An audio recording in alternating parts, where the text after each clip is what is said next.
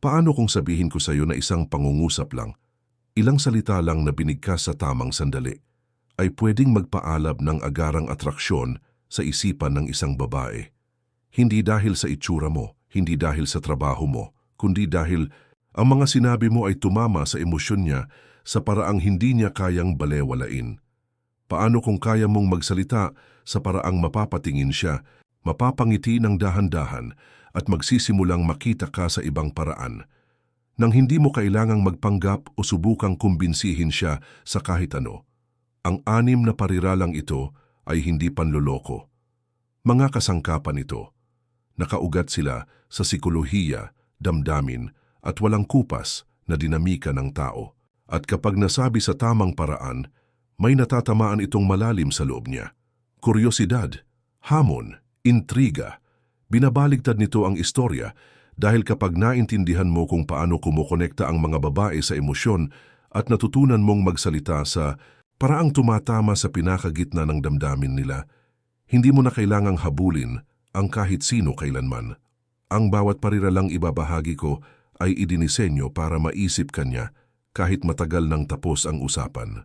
Kapag ginamit mo ito ng tama, mararamdaman ng mga babae na may natuklasan silang kakaiba sa iyo at ayaw na nilang pakawalan yon.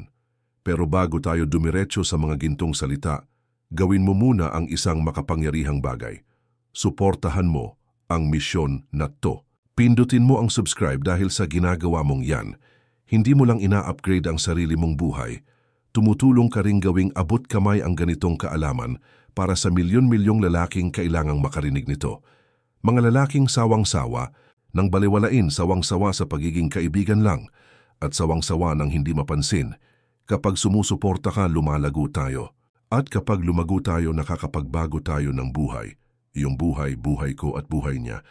Ngayon, simulan na natin ang mga salitang nagpapakilos sa puso ng babae kahit hindi pa niya alam kung bakit.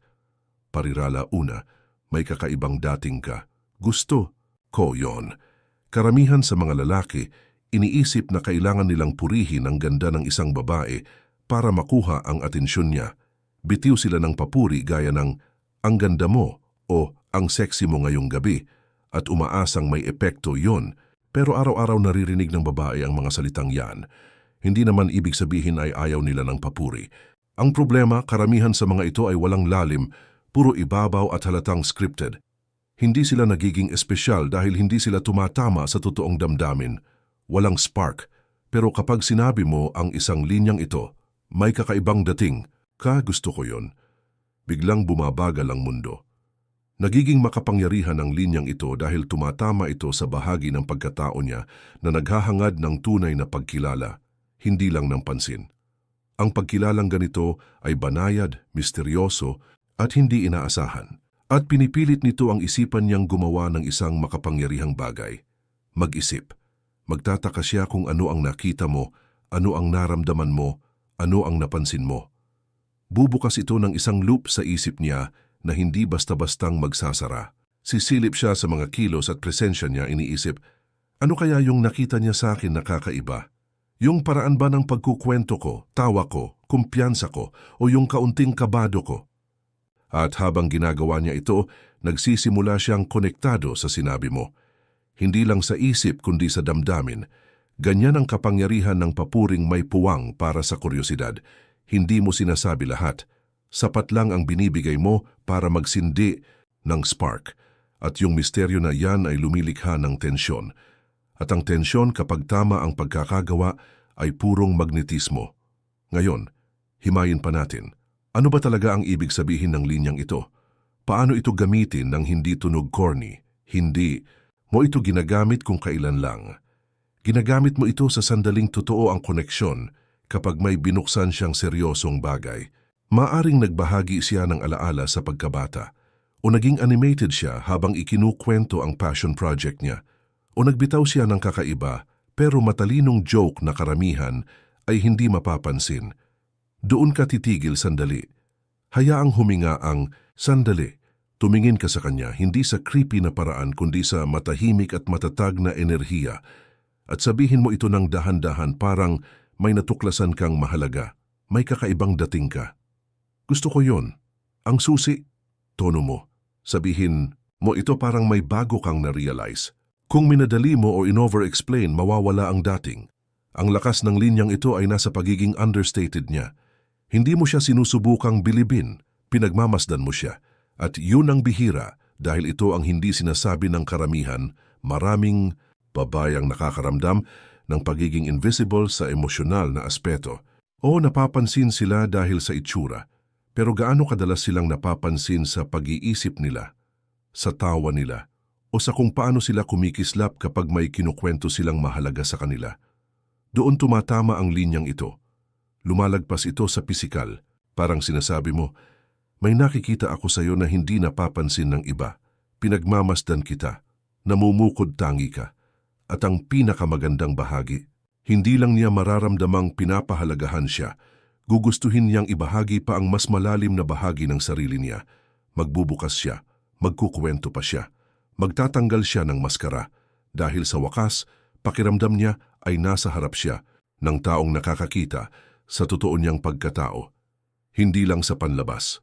Habang lumilipas ang panahon, iuugnay ka niya sa pakiramdam ng pagiging malalim na nakita. At yang emosyonal na koneksyon ay mas malakas pa sa kahit anong pick-up line, papuri o pagpapasikat. Kaya gamitin mo ang linyang ito, pero gamitin mo ng tama. Gamitin mo kapag totoo ang sandali. At sabihin mo ito sa kalmadong paraan ng isang lalaking hindi lang tumitingin kundi nakakakita. Hindi niya makakalimutan ang sandaling yon, at hindi ka na rin niya makakalimutan. Woohoo! At kahit hindi man nila lubos na namamalayan, nagiging predictable o paulit-ulit ang ganong enerhiya para sa mga babae. At kalaunan, nakakaboring na rin. Pero kapag tumingin ka sa mata ng isang babae, kalmado, panatag, at may tiwala sa sarili, at sinabi mong, gusto ko ang mga babaeng alam kung ano ang gusto nila, biglang nagbabago ang lahat. Hindi mo na hinahanap ang pag-aproba niya. Hindi mo sinusubukang paibigin siya.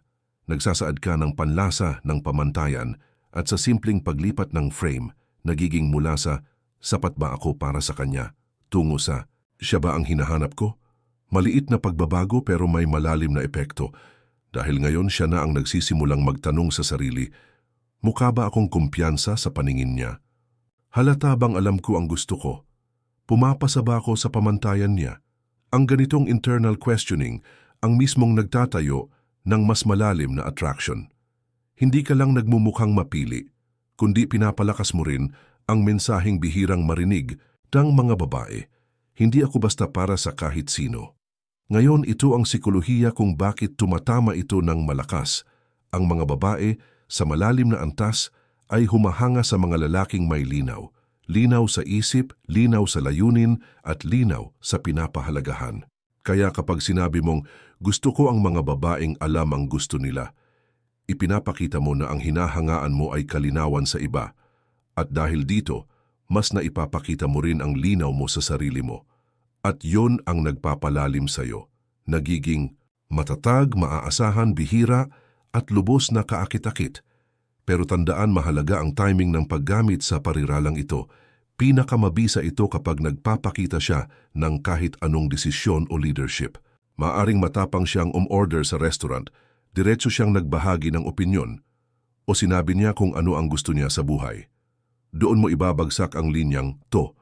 Tumingin ka sa kanya, bahagyang tumango, at sabihin mo ito na may tahimik na paghanga. Gusto ko ang mga babaeng alam ang gusto nila.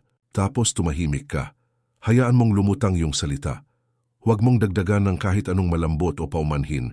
Hindi mo ito sinabi para sa approval niya. Sinabi mo ito dahil yan ang totoo mong pinapahalagahan, at kapag sinabi mo ito na may kalmadong enerhiya, nakakalikha ito ng isang klase ng emosyonal na gravity. Hinahatak siya palapit sa'yo. Napaka-epektibo rin nito kapag tinanong ka niya, anong klaseng babae ang gusto mo? Karamihan sa mga lalaki, natataranta, sasabihin, wala naman akong type, o yung mabait, malabo, madaling makalimutan. Walang dating.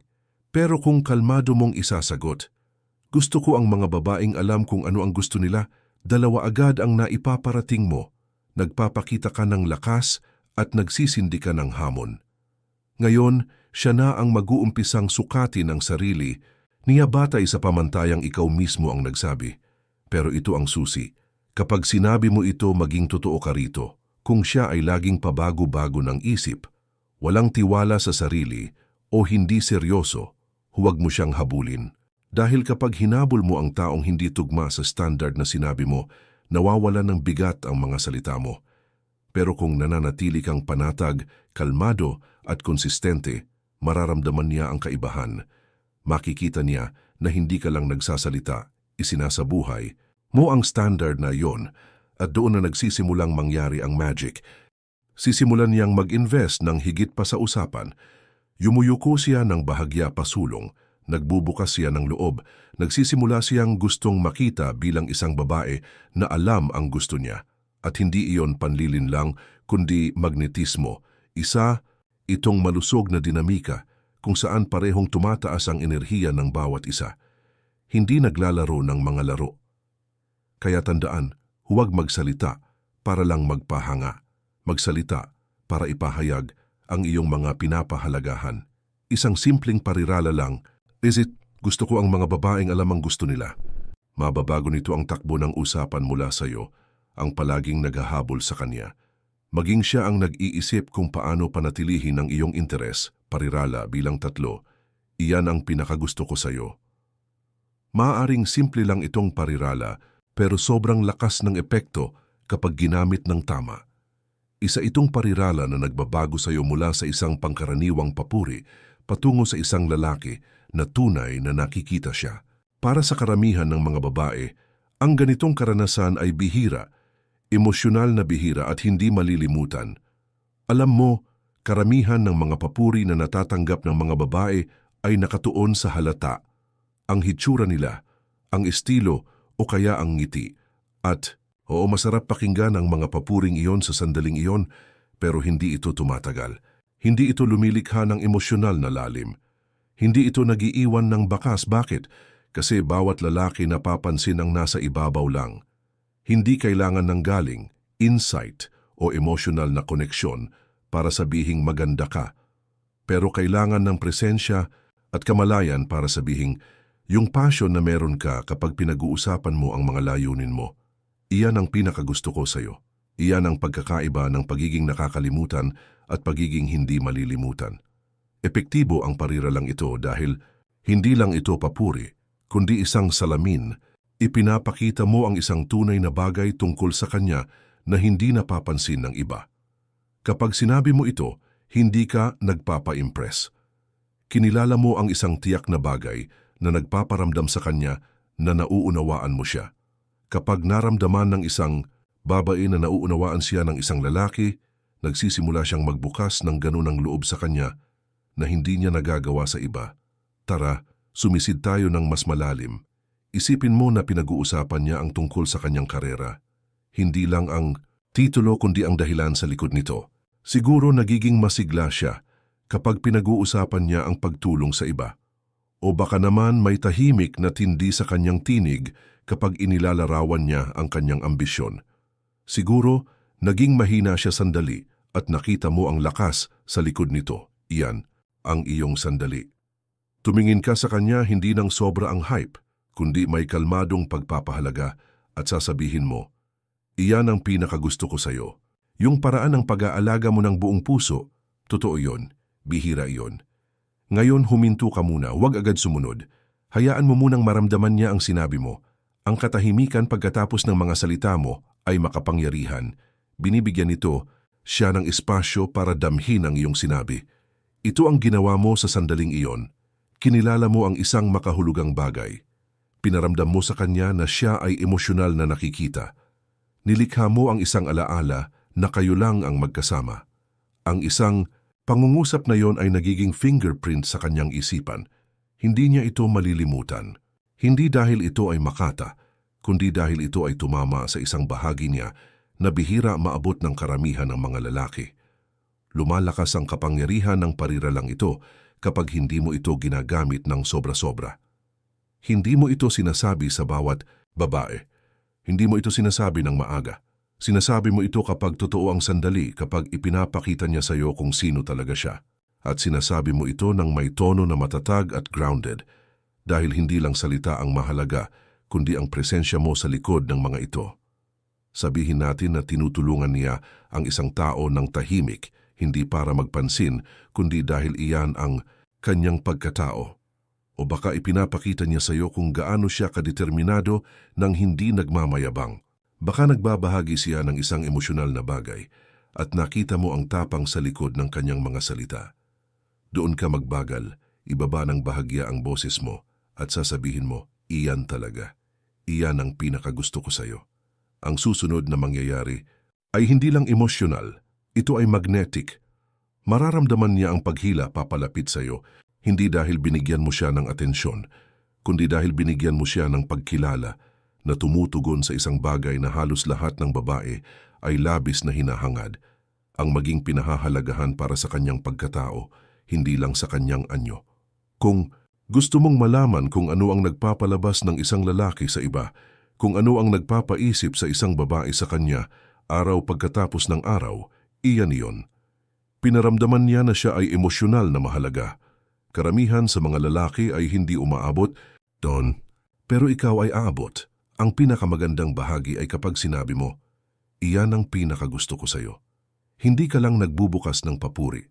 Binabago mo kung paano niya nakikita ang sarili niya sa sandaling iyon. Iyan ang atraksyon sa pinakamalalim na antas. Iyan ang klase ng sandali na tumatagos at tumaalingaw-ngaw. Parirala 4, hindi ko alam kung kaya mo akong hawakan. Matapang ang pariralang ito, hindi dahil sigaw ito, kundi dahil nagmumungkahi ito ng isang bagay na nasa ilalim ng ibabaw. Kapag sinabi mong, hindi ko alam kung kaya mo akong hawakan, sinasabi mo sa kanya nang hindi direkta na hindi ka basta-basta, ordinaryong lalaki na naghahanap lang ng mabilisang pag-apruba. May lalim ka, may substance, enerhiya, pamantayan, at baka may kaunting kaguluhan pa, at hindi ito para sa lahat. Karamihan ng mga lalaki ay ipinapakita ang kanilang sarili na parang bukas na libro. Sinusubukan nilang maging accessible, madali, makisama at palakaibigan umaasang. Kapag naging simple at hindi nakakatakot sila, magugustuhan sila. Pero ano ang nangyayari kapag naramdaman ng babae na parang alam na niya lahat tungkol sa lalaki? Nawala ang kanyang pagkamausisa, at kapag nawala ang pagkamausisa, mabilis din namamatay ang atraksyon. Binabali ng pariralang ito ang ganong pattern. Nagbibigay ito ng kaunting tensyon pero sa masaya at mapaglarong paraan. Ipinapahiwatig nito na ikaw ay isang hamon at sobrang kaakit-akit iyon kapag ipinapakita ng may kumpiyansa at kontrol. Bakit? Dahil ang mga hamon ay nagigising ng isang bagay sa tao. Nagsisimula ito ng pagsisikap, pagkagiliw at emosyonal na pag-invest. At iyan, ang gusto mo. Isipin natin ang eksena, nilalaro ka niya. Siguro sinasabi niyang mahirap siyang mapahanga o baka may confidence siyang sinabi tungkol sa kung gaano siya kakayanan o kung gaano siya katapang. Diyan ka yumuko ng bahagya, ngumiti ng may alam at sabihin, hindi ko alam kung kaya mo akong hawakan, tapos tahimik lang, hayaan mong lumutang muna ang linyang iyon saglit. Ang ginawa mo lang ay binago mo ang buong dinamika. Akala niya siya ang matapang. Akala niya siya ang naghahamon sa'yo, pero sa isang pangungusap, napalitan mo iyon. Ngayon iniisip niya kung ano ba ang meron sa'yo na baka hindi niya kayanin. Ambisyon mo ba iyon? Lalim mo? Pamumuhay mo? Emosyonal na intelihensya? Kumpiyansa? Hindi niya alam, pero gusto niyang malaman. Dito, nagiging makapangyarihan ang linya. Hindi dahil sa sinabi nito, kundi dahil sa ipinapahiwatig nito. Nagbibigay ito ng hudyat sa hindi pa nalalaman. Pinapaisip niya, pinapaghinala-hinalaan, at baka subukan ka pa kahit konti para makita kung bluff ka lang. Maganda yon. Ibig sabihin, interesado siya, mausisa, at emosyonal na aktibo. Pero ang pinakamahalagang bahagi, kailangan mong patunayan, ito. Hindi mo pwedeng sabihin na, hindi ko alam kung kaya mo akong hawakan tapos kumilos ka na parang ibang lalaki, nagpapaliwanag ng sobra, naghahabol, naghahanap ng pag-apruba. Dapat tugma ang kilos mo sa sinasabi mo. Ibig sabihin kalmado ka, matatag, at hindi naapektuhan ng reaksyon niya. Alam mo ang halaga mo at hindi mo kailangan na patunayan niya iyon para maramdaman mong mahalaga ka. Ang tunay na ipinapahayag mo ay ito, hindi ako para sa lahat. At ayos lang yon. Hindi ako nandito para maging madali. Nandito ako para maging totoo. Kung gusto mo lang ng panlabas, may mas madaling pagpipilian. Pero kung gusto mo ng lalim, hamon at tindi, dapat handa ka, iyan. Ang nilalaman ng pariralang ito, hindi ito kayabangan, pili-pili ito, kumpiyansa sa iyong pagiging komplikado. At ito ay magnetic.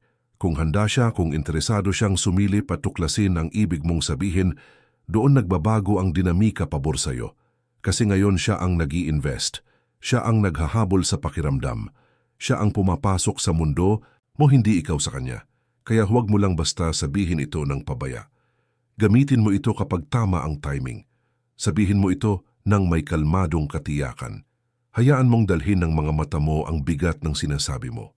Tapos hayaang umupo siya sa katahimikan ng sandali at panoorin ang susunod na mangyayari. Parirala 5, hindi ako ganoon kadali. Hindi lang ito isang matalinong sagot, isang banayad at makapangyarihang pahayag ito ng iyong halaga. Sinasabi nito sa kanya ng walang kapal ng ego na hindi ka basta sumusuko sa unang palatandaan ng atensyon, bihira ang mensaheng iyon. Bakit? Kasi karamihan ng mga lalaki ay hindi napapansin kung gaano kabilis nilang ibinibigay ang kanilang sarili. Isang papuri lang, isang ngiti mula sa babae, at nagmamadali na silang mapasaya siya. Nagsisimula silang humabol kahit wala pang dahilan. Sa sandaling iyon, nagbabago ang halaga ng usapan. Siya ang nagiging tagapagdesisyon kung karapat-dapat ka, at nagiging isa ka lang sa mga lalaki na gustong magustuhan.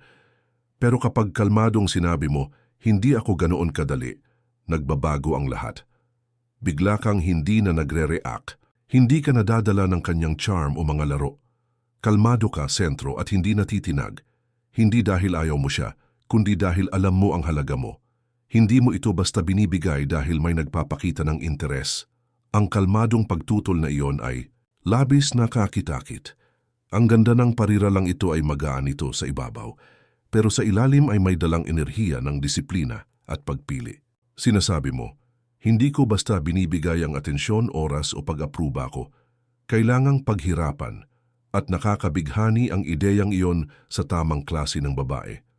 Tungkol naman sa pagbigkas, gamitin mo ang pariralang ito kapag nilalaro ka niya, sinusubok ka o kapag gumawa siya ng pa-flirt na kilos, umaasang matunaw ka. Sa halip na mag-react ng desperado o tumawa ng nerbyoso, manatili kang matatag, tumingin sa kanyang mga mata. Hayaan mong may munting ngiti na magpakita sa mukha mo at nang may kalmadong kumpiyansa sabihin, hindi ako ganun kadali, tapos huminto ka. Huwag magmadali, huwag mag-backtrack o magpaliwanag ng sobra. Hayaan mo lang na manatili iyon sa hangin sa sandaling iyon ng katahimikan, doon nangyayari ang mahika. Umiikot ang isip niya. Tinulak ba niya ako pabalik? Tinutulan ba niya ako? Seryoso ba siya? Kahit ipakita niya o hindi, may maliit na spark ng emosyonal na tensyon sa loob niya. At iyan ang atraksyon. Ang ginagawa mo talaga ay nagtatakda ka ng hangganan ng may alindog. Sinasabi mo na hindi dahil maganda o charming siya, automatic na may access siya sa'yo. Ipinapaalam mo sa kanya na may presyo ang presensya mo. At ang presyong iyon ay pagsisikap, katapatan, respeto, at tunay na interes. Bihira ang ganitong klaseng pananaw at tanging mga lalaking may mataas na halaga lang ang nabubuhay dito. Ngayon lalalim pa tayo. Bakit ito epektibo, lalo na sa mga romantiko o pa-flirt na sitwasyon? Kasi kapag nakikita ng babae na may pagpipilian ng lalaki, pero pinipili ang pagiging piliin, ipinapakita nito ang kontrol. Ipinapakita nito ang lakas. Ipinapakita nito na hindi siya emosyonal na nangangailangan, hindi siya adik sa pag-apruba, at hindi siya natitinag dahil lang may nagpapakita ng interes sa kanya. Sa halip na humabol ng pag-apruba niya, sinusuri mo rin siya gaya ng pagsusuri niya sa'yo. Kapag pinapadala mo ang enerhiyang iyon sa masaya, mapaglaro, at hindi depensibong paraan, nagiging siya ang lalaking interesado siya. Nagiging siya ang lalaking kakaiba. Ang lalaking maaring may mas malalim pa sa nakikita sa ibabaw. Totoo yan, kakit-akit ang misteryo, pero ang misteryo na walang kumpiyansa ay parang kawalan ng seguridad. Ang misteryo na may kalmadong, matatag na kumpiyansa ay hindi mapipigilan. Isa, pangpaalala. Huwag gamitin ang linyang ito bilang isang script o taktika lang. Gamitin ito bilang pagpapahayag ng iyong pananaw sa buhay. Totoo kang hindi ganoon kadali. Totoo kang may mga pamantayan. Kapag namumuhay ka sa katotohanan iyon, kapag hindi lang ito basta linya, dadalhin nito ang napakalaking emosyonal na bigat kapag sinabi mo, kaya sa susunod na sobra ang kumpiyansa niyang lumapit, sa susunod na akala niya hawak na niya yung puso mo ng walang effort, ngumiti ka lang at dahan-dahang sabihin, hindi ako ganoon kadali. Panoorin mo ang mangyayari. Panoorin mo kung paano siya magsisimulang magsikap para sa atensyon mo, hindi yung ikaw ang palaging naghahabol. Kung mamaster mo ang 6 na parira lang ito, hindi lang kung ano ang sasabihin, kundi kung paano ito sasabihin, may magbabago. Mas magiging madali ang mga usapan. Mas lalapit ang mga babae. Mas makikinig sila ng iba. Mas mararamdaman nila ng iba. Hindi ka na maghahanap na maalala ka. Hindi base sa dami ng sinasabi mo, kundi sa vibe mo. Kapag natutunan mong magsalita mula sa ganitong antas ng matatag, na lakas magsasalita ang presensya mo bago ka pa man magsalita. Kung nakatulong ito sa'yo, suportahan mo ang misyon. Mag-subscribe dahil nandito ito para bigyan ka ng tunay na kapangyarihan, hindi puro salita lang. Sa tulong mo, maaabot natin ang libu-libong kalalakihang nangangailangan nito. Mga lalaki na handang tumigil sa pagtanggap ng kung ano ang meron at magsimulang umangat.